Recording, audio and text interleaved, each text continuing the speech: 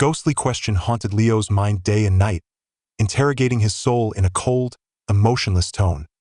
Do you know how hard it is to lose $8 million? This was not a simple inquiry about the magnitude of wealth.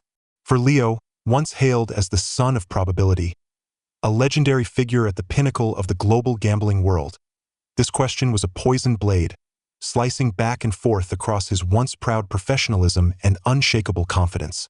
$8 million, for 99.9% of the world's population, was an astronomical sum, existing only in news headlines and movie plots. But for Leo, this number signified far more than the evaporation of money. It was the collapse of a monument, a shameful scar on his entire career, and the utter destruction of the solid world of faith built on mathematics, logic, and psychology that he had relied upon for his livelihood. Before becoming a legend, Leo was a doctoral student in stochastic processes at the University of Amsterdam. He was obsessed with numbers, captivated by finding order in chaos, viewing the universe's operations as reducible to a series of complex probabilistic models. By chance, he encountered baccarat at the Monte Carlo casino in Monaco. What he saw wasn't gambling but a perfect, dynamic mathematical model projected into the real world.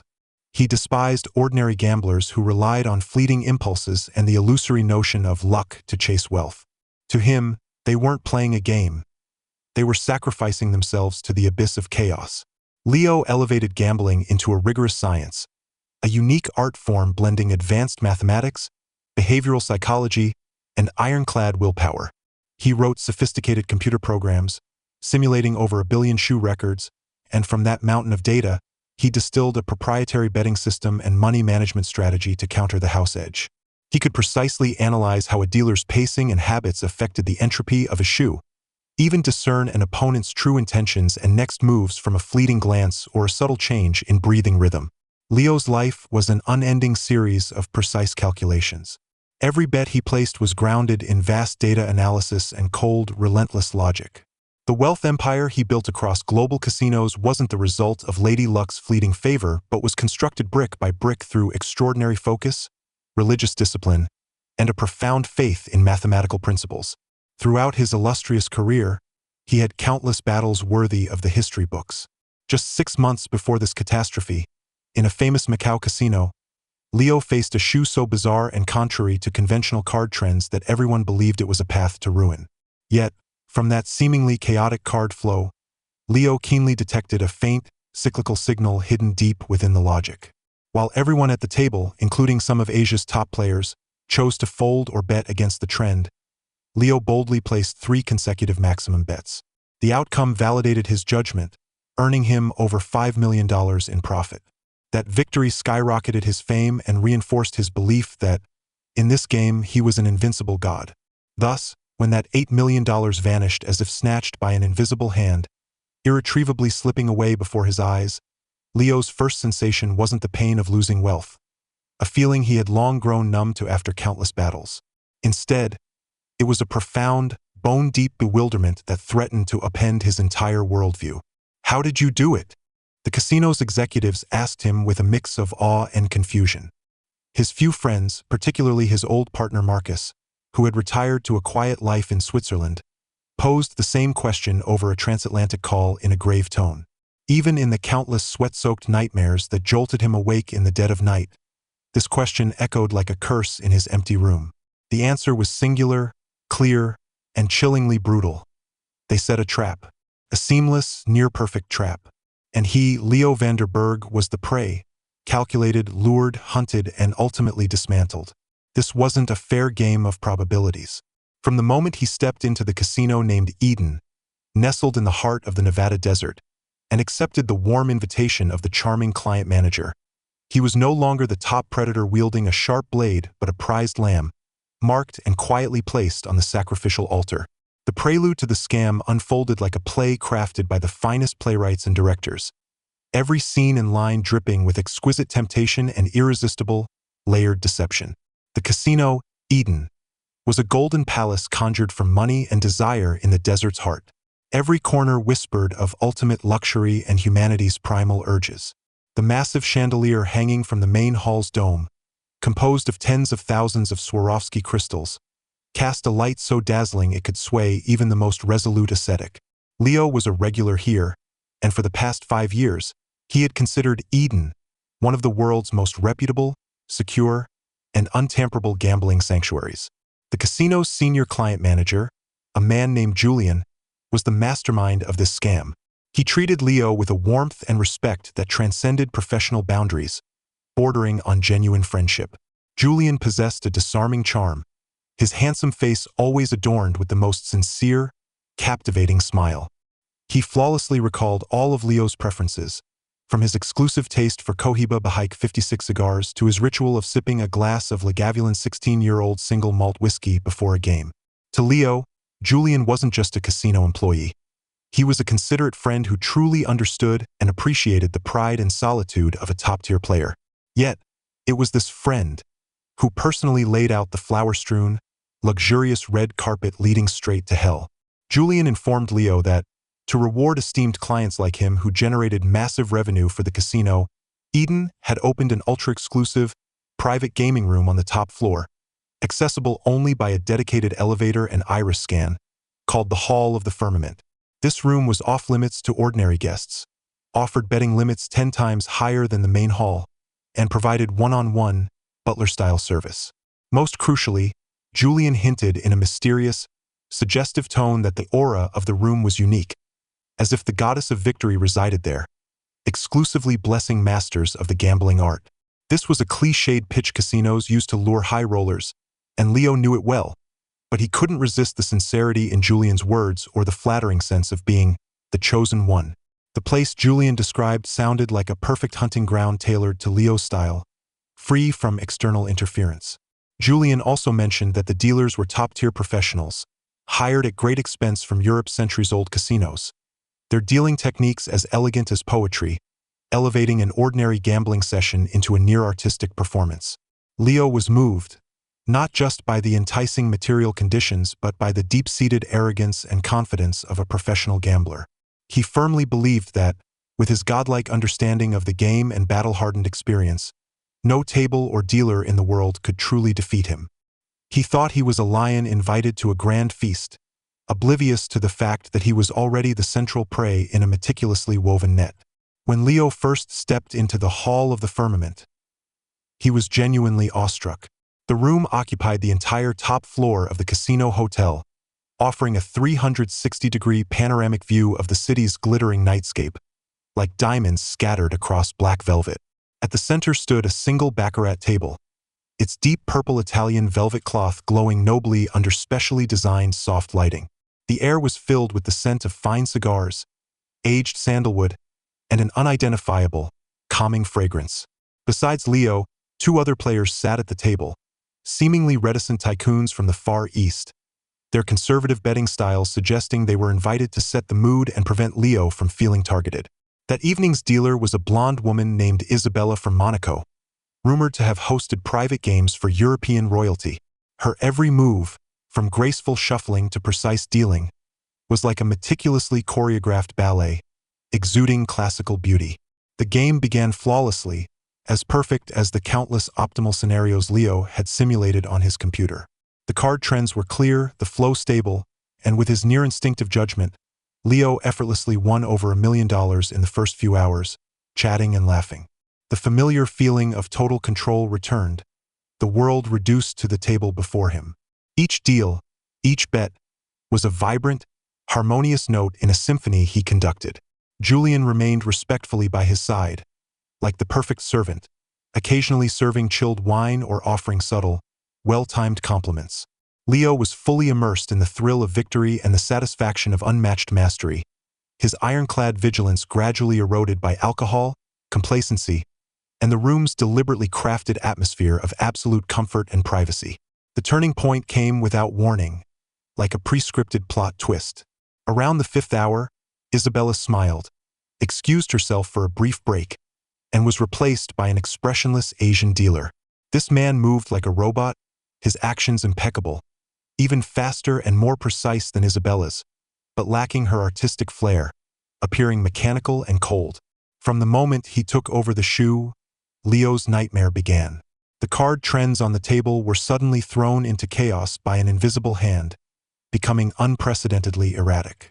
All the clear patterns vanished, replaced by a seemingly illogical, chaotic state. Leo's vaunted judgment, built on vast data and probability theory, became a naive joke in this sudden chaos, utterly worthless. He began to lose. At first, it was minor hundreds of thousands in fluctuations which he brushed off. He knew short-term, dramatic swings were normal in baccarat, often a prelude to greater opportunities. But soon, he sensed the severity far exceeded normal fluctuations. A chilling, inverse pattern emerged. No matter whether he bet on banker or player, the outcome always precisely opposed his choice. This wasn't just losing. It was a targeted, humiliating sniper attack.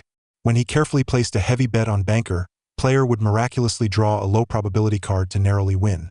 When he switched to player, anticipating the reverse trend, banker would often receive a divine natural 8 or 9, ending the round instantly. It felt as if an invisible hand beneath the table manipulated everything, anticipating his every decision and striking with maximum efficiency.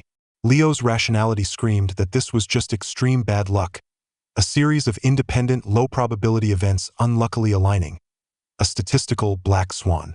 But his intuition, honed through thousands of high-stakes games, sounded a shrill, unprecedented alarm in his core. When the first $3 million in losses materialized undeniably before him, Leo's mental defenses nearly collapsed instantly. It wasn't a slow bleed he could grow numb to, but a sudden, crushing blow to the heart, a weightless sensation of his soul being ripped away, leaving him breathless. In that decisive final hand, he pushed his bet to $500,000, his self-imposed single-bet stop-loss limit, stubbornly believing that 20 consecutive misjudgments had to have a physical end. His hand was 2 jacks, a pitiful 0, the worst starting hand in baccarat. The robotic dealer dealt player 2 fours, a perfect, almost cruel natural 8. Leo stared at the thin, ornately patterned cards, which began to warp and twist in his rage-filled vision, silently mocking his hubris and futile struggle. $3 million, in less than 2 hours, vanished into an invisible black hole. A scalding wave of humiliation and disbelief surged from his chest to his head. Leo was livid, consumed by a primal urge to overturn the purple table symbolizing his career's greatest shame. He shot up from the expensive, hand-stitched Italian calfskin chair, his body trembling uncontrollably with rage. Julian glided to his side like a specter, his face bearing a perfectly calculated mix of concern and regret.